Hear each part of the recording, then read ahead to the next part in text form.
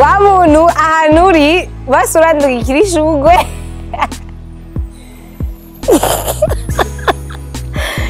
nanga kubesha ari umuntu anza mu mutwe. Mais bon, il n'y a rien d'officiel, donc je m'attends à rien. Haba mu dede wa Saint Valentin atanani nzobizonya.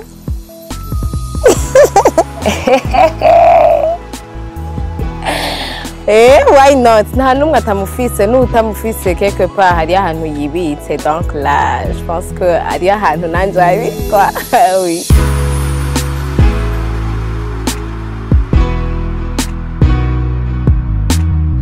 nkaba numva ko ari umunsi witiriwe umunsi w'abakundana abana bakundana ngira ngo n'umunsi nyango bavusinga urukundo gusumba ko basanga batanga bindi minsi canke nabo rwazimye bakarudomeka kandi rukaka.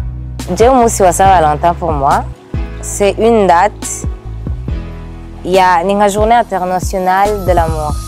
N'umunsi mukuru w'abakundana hanyuma n'umunsi utegerezwa kumwereka umukopine wawe canke umugore wawe ico akumariye. Turahimbaza Saint Valentin kuko je sinakundana ni mbere ngiye mu rukundo urumva shaka kuraba Saint Valentin ngiye nimeze uri mu rukundo donc ari ryambere kwa. Kuri jewe ni nk'umunsi nk'iyindi ariko nkaba narakuze nzi yuko ari umunsi uri special ku bantu bakundanye.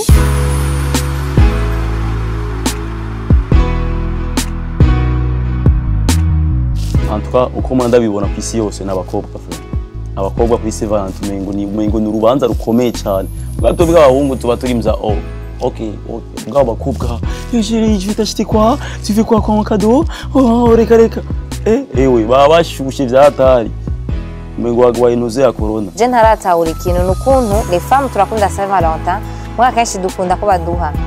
Tu vois ushaka iryo shugwe mugabo c'est l'homme qui va te donner. Tu vois umugore araza ngakicara ngo Saint Valentin muga arindira ivyo bamuha wowe ntiyateguye ivyo atanga. C'est ce que je ne comprends pas. Tu sais il y a batwatanga kujyanye tukabifata au sérieux kujya twitega ko baduha tugatanga abahungu boyikunda abagabo boyikunda nabone. Bien sûr abahungu parce que abahungu barakora ico kintu kubera babagirire babereke abakobwa ko bahari ko batari abahungu gusa b'umunwa cyangwa sinzi bwo gutanga ratio bien wo kumusohokana gusa umukopine wawe no baramwereka kajya gateka. Je pense yuko twebwe tubishuhira donc tubishuhira kubera benshi usanga donc ajya ma galanterie y'abatipe aba ujya munsi donc aba ari special ku bakobwa ariko rero ahandi naho nkiyumvira nti iyo wari usanzwe donc uhabwa utwo tuntu uhabwa utu gift uhabwa